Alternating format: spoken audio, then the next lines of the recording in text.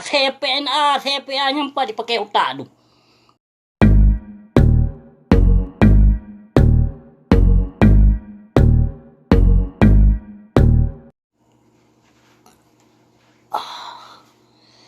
Assalamualaikum warahmatullahi taala wabarakatuh.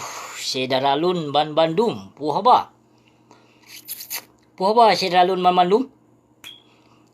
Puna sedaralun yang ikut jak pajuh mangat berosa. Puna yang kira-kira yang ikut jak pajuh mangat sajan purte tikuh mudasi berosa yang diperbah ke bel hepluh boh. Nyan pu tujuan yan. Nyan pu tujuan.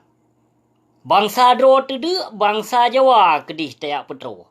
Cuman kau nurung pungo ya, payah takut. Beat pemimpin Aceh. Pemimpin Aceh nyan beat lagi lamit pemimpin Aceh nyan. Bangsa Dro di de, bangsa Jawa di petro. Nama haram jadah. Leploh boh ke ber di si. Pakan menyo ke bangsa Aceh.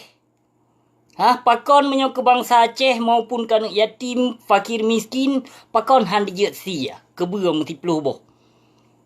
Pakon menyo bangsa lamit Jawa yang direpah harta tu di bumi Aceh, yang dirampas harta urang Aceh, yang dipoh urang Aceh, bangsa Aceh. Tapi tak sambut dengan mesra, bahkan tak perbah kebua le peluh boh.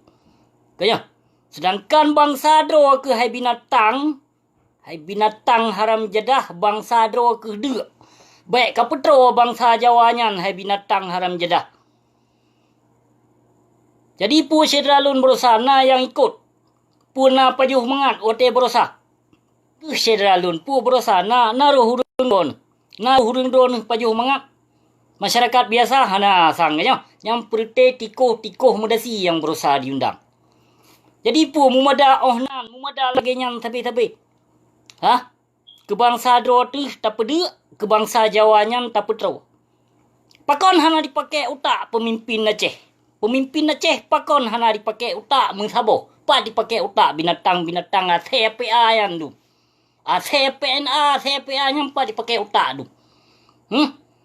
Pa dipakai otak. Pu ba ule pu ba tu dipakai otak. Sang Syoklon yang perte pemimpin Aceh yang kajit ke lamit Jawa berhalanya. Hana dipakai otak, hana dipakai pikiran yang jenius. Tapi dipakai otak nak ke batut. Maka awaknya lagi-lagi binatang Bandung perte pemimpin Aceh jino. Bacut sahol lagi Yahudi. Lagi Yahudi buat di. Nepeteh penghalung berah. Yang urang jajah bangsa Dro tu. Urang jajah bangsa Aceh nak buat perte bijeh pang tibang yang kajit ke lamit Jawa berhala jino yang ke perte antek-anteknya